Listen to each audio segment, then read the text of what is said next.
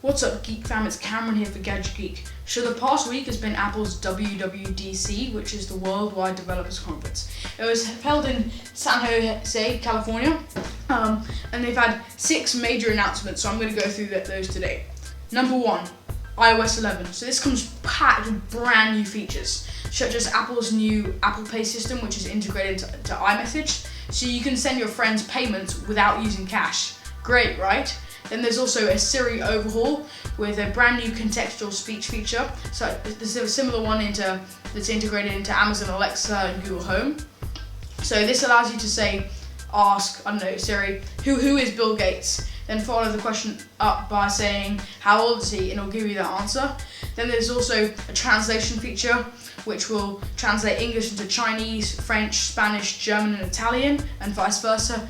And then finally, a brand new sounding voice, which will say the words a lot more fluidly, and there's even 3 ways to say sunny. How great is that?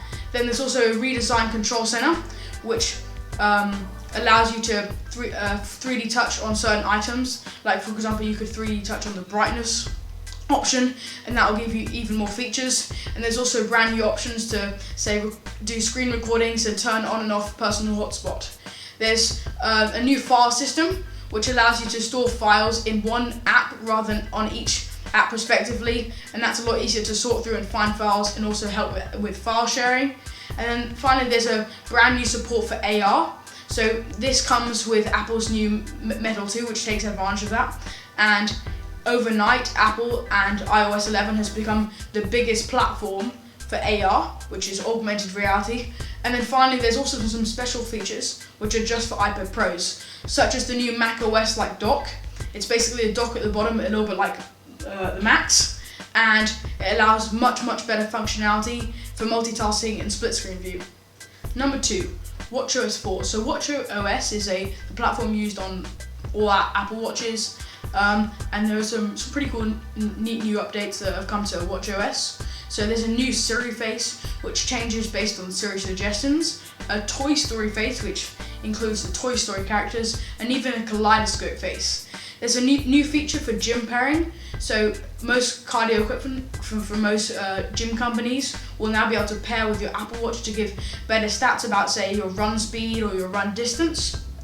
A new celebration animation for certain achievements to make them more lively and make things even more fun.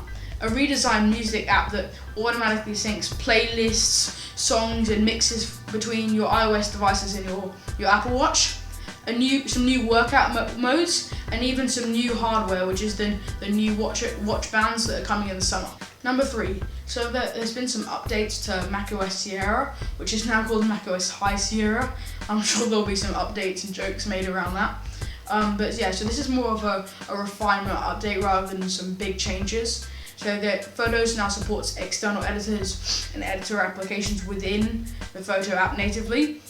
There's an official support for external graphics cards, because a lot of people complain about the graphics cards on MacBooks and iMacs. There's a developer support for VR using Metal. So this includes support for Steam VR, Unity, and Unreal Engine SDKs. And I've looked at the demos of this, and it looks so good. There's a Spotlight search now comes to Mail for more powerful searching within Mail, and Safari now stops autoplay videos on websites, as well as stopping ad tracking, so your privacy has been greatly improved. Number 4, so this is for tvOS 11. There are only some minor updates currently, but Apple have said there are some new updates coming later in the year, so watch out for those. So basically the updates for now are, there are 50 partners that have come into the brand new TV app on Apple TV. There is also a TV app for iOS devices that you might have noticed in the last version of iOS 10. And one of these partners includes Amazon Prime Video, so that's been included in there, and so loads of people are really happy about that. Number 5, so there have been some new hardware updates, so a new iMacs, new iPads, and some price drops as well. So there was a new iMac update with a better performance. It has 2 Thunderbolt 3 ports in the form of USB Type-C, which is Apple's brand new port that they put on the MacBook and the MacBook Pro as well. And it's also, this new iMac also comes in with a 43% brighter screen at 500 nits. the price drops. There has been a 21.5-inch iMac price drop, so that now starts at $10.99. The 4K 21.5-inch iMac comes in at $12.99, and the 27-inch 5K display iMac is now $1799. There is also a new model of iMac called the iMac Pro. This doesn't replace the Mac Pro. Apple have said there is a new Mac Pro coming out in 2018 that will be a lot more easily configurable. So this new iMac Pro can be configured up to 18 Xeon cores with 128 gigabytes of RAM and up to 4 terabytes of Fusion storage.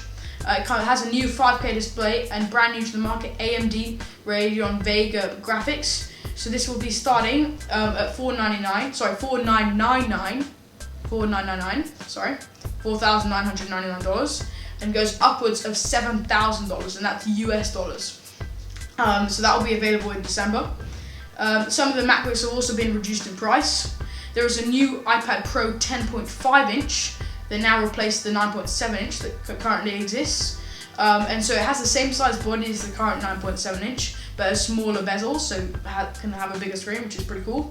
The iPad Pro 12.9-inch has also had an update. It has a new portrait 12 megapixel camera and True Tone display, and both the iPads have also had an update in refresh rate. So the current refresh rate on both the iPads is 60 Hz, and that has been doubled to 120 Hz. So that means the latency when scrolling or using the Apple Pencil is reduced, and that looks so fluid and so nice.